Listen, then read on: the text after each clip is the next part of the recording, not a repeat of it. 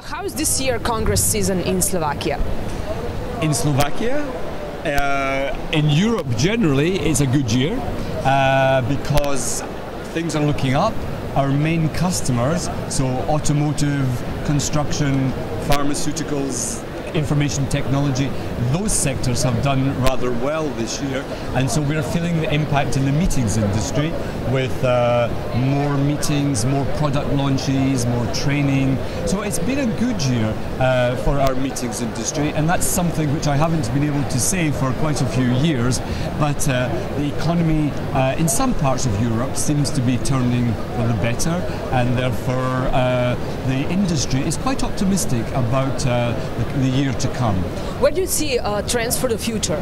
Trends for the future, I see more meetings. There are more associations, for example, being created all the time, professional associations or specialisms for associations, and those associations need to have conferences, so that adds to the market, it increases the market, so there are more conferences for cities to host, and that's good news for everybody.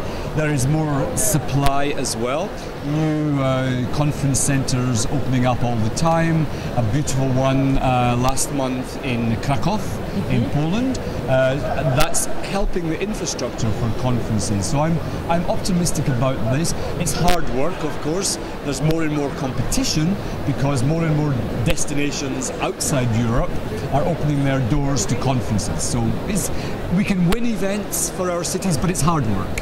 What excites you the most?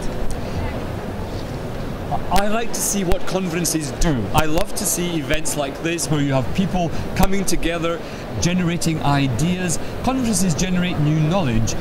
It's always exciting who you meet at conferences. That's for me very exciting. You never know who's going to be standing beside you at the bar or in the cafeteria, and that's part of the magic of conferences, when you get people together. What excites me the most is the young generation coming into our industry, what contribution they're going to make.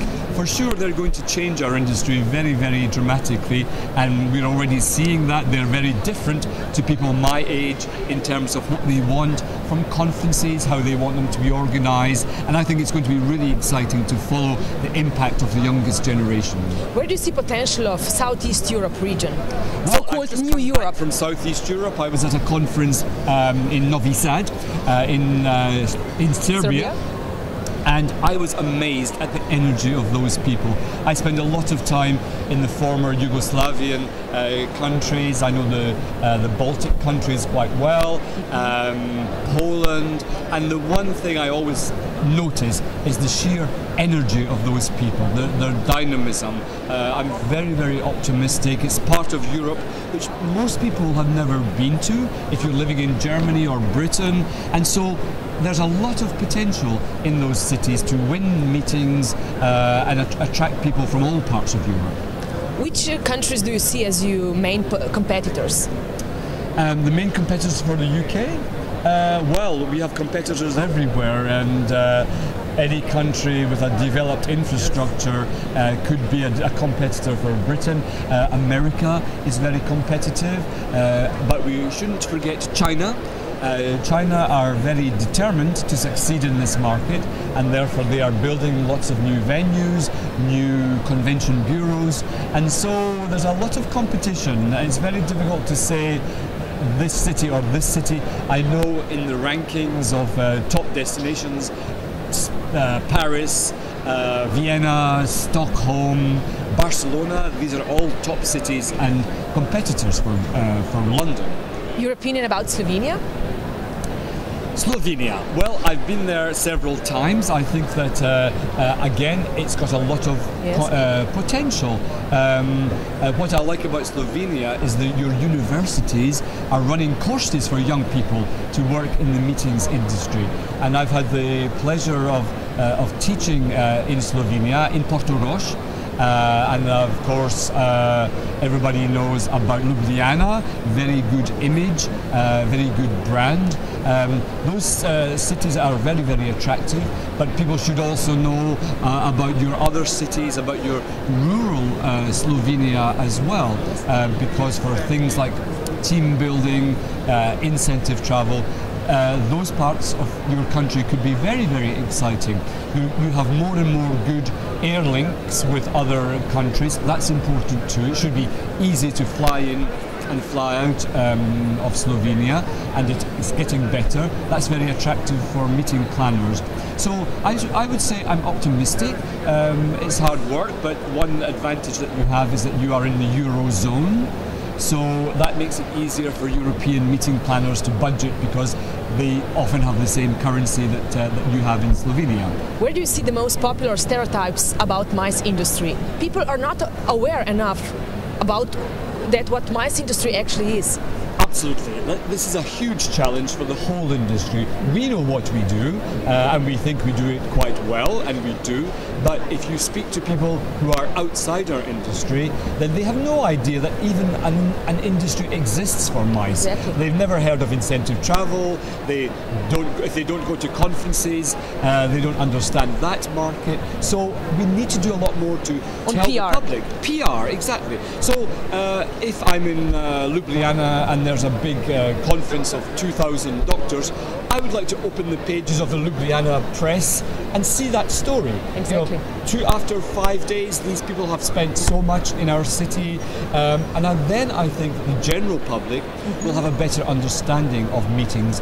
They don't understand the benefits which meetings can bring. The financial benefits. Meetings, they fill hotels, they fill venues, but also we shouldn't forget the intellectual benefits that meetings can bring. When you have people coming together in the same industry, the same profession or specialization, they talk, they generate new ideas, and those new ideas lead to research and collaboration between people, and finally that research leads to scientific progress, medical progress. So we need to sell ourselves much better. I agree. Public relations. What's your contribution to society? My personal contribution? For 15 years, I've had the enormous pleasure of being a professor of mice management in 2 universities in London, and I can tell you it's one of the most fulfilling jobs.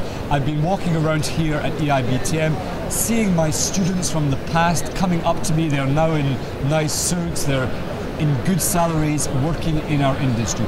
That makes me feel amazing when I see the students I was teaching 10 years ago now in positions of responsibility in our industry, leading our industry.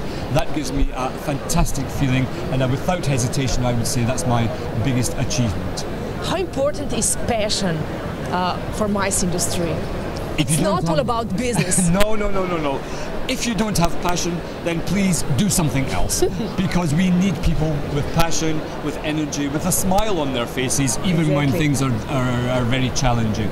If you don't have passion, then you won't be a success. It's hard work in our industry. People organizing conferences, meetings, planners. It's very stressful. It's very stressful. You are the first person to get out of bed in the morning. You're the last person to go to bed at night. You need energy, but you need passion. You need to want to make that event a success.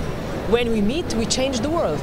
When we meet to change the world, that should be our slogan, because it's absolutely true. The world is the way it is because people speak to each other. We share ideas, we share problems, we come up with solutions, and that's human progress. We change the world, and meetings play a large part in that. And we should cooperate much more with tourism and travel industry also. Well, yes, we should. The tourism and travel industry benefit very much from the meetings industry.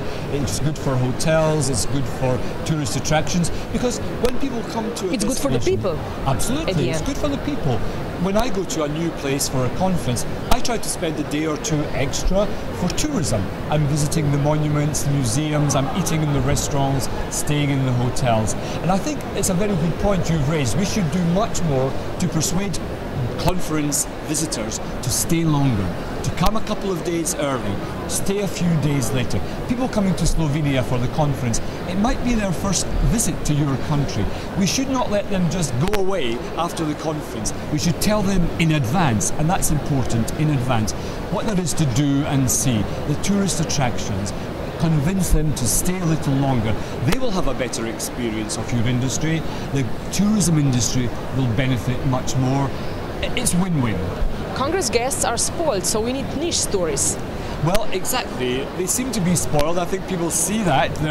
They're wearing the best clothes and they've got the best champagne and things like that. But at the same time, it is hard work. It's not a holiday. And I think sometimes when people see their boss going to a conference in Rio de Janeiro or something like that, they just think, oh, that must be a holiday. He's going to be lying on the beach, but not at all. It's far away from the truth. It's far away from the truth.